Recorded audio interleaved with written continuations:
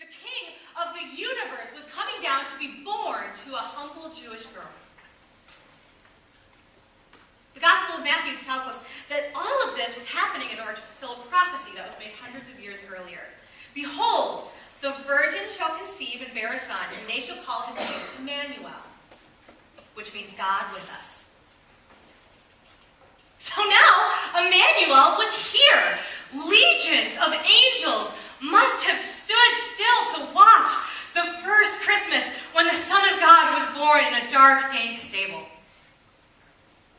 They must have watched as Mary and Joseph wrapped their little baby in cloth and laid him in a feeding trough with animals all around. They must have wondered at God's plan as they gazed at Mary and Joseph, looking down at God's gift to the world, his son.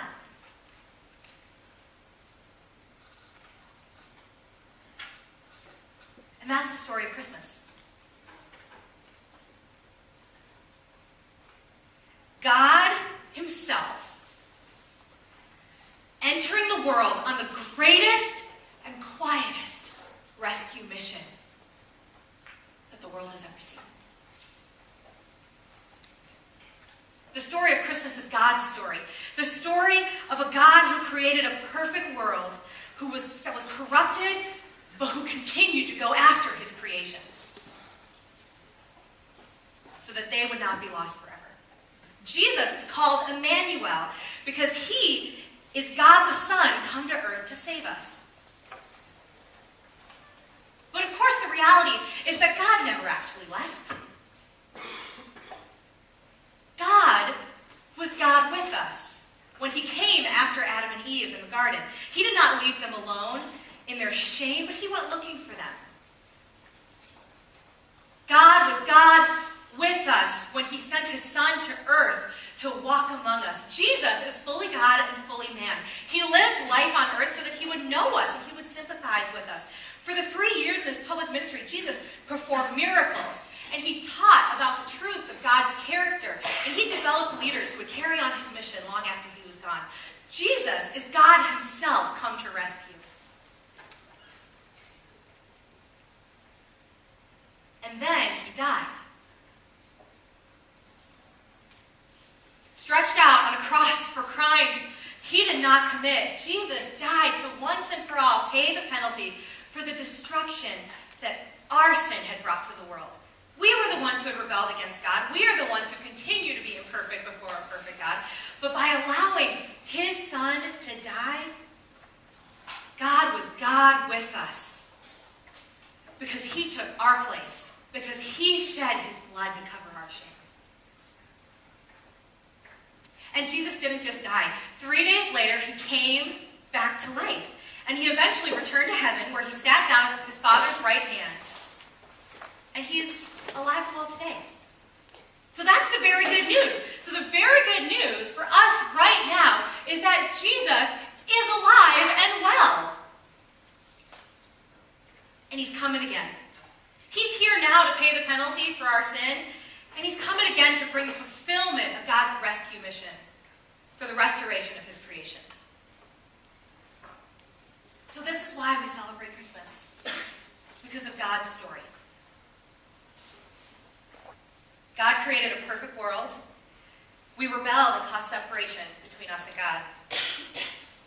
We celebrate Christmas because God is God with us. The God who never left. The God who knows you and loves you and who wants a restored relationship with you. The God who came down into human time and history so that we would not have to live in despair, but so that he could rescue and set things right. Christmas celebrates the arrival of this conquering and humble king who can return the world to the way that it was meant to be. That's what Christmas is all about. Jesus, Emmanuel, God with us.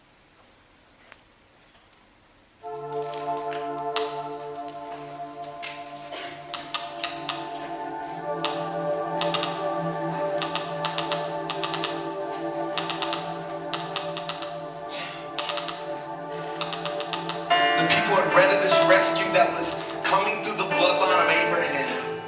And they had seen where Micah proclaimed about a ruler to be born in Bethlehem. And Daniel prophesied about the restoration of Jerusalem. Isaiah's cry about the Son of God coming to them. So for them, it was anticipation. This groaning was growing generation after generation, knowing he was holy no matter what the situation, but they longed for him. They yearned for him. They waited for him on the edge of their seats. On the edge where excitement and containment meet, they waited. Like a child watches out the window for their father to return from work, they waited. Like a groom stares at the double doors at the back of the church, they waited. And in their waiting, they had hope.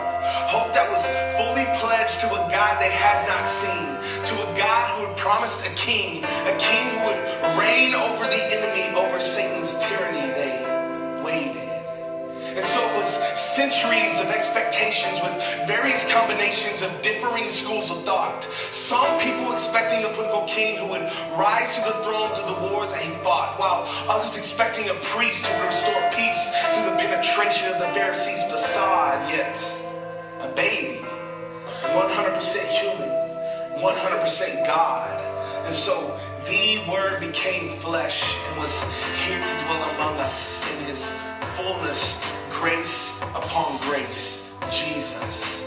You see, through him and for him all things were created, and in him all things are sustained.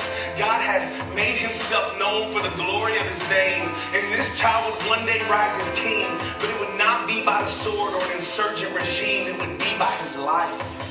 A life that would revolutionize everything the world knew. He would endure temptation and persecution, all while staying true, humbly healing the broken, the sick and hurting too, ministering reconciliation, turning the old to new. A life that would be the very definition of what life really costs, saying, if you desire life, then your current one must be lost. And he would portray that with his own life, as his father would pour out and exhaust, and he would be obedient to the point of death, even death upon a cross. And so just 33 years after the day that he laid swaddled in the hay, he hung on a tree, suffocating, dying in our place, absorbing wrath that is rightly ours, but we could never bear the weight. And so he took that punishment and he put it in the grave, and he died.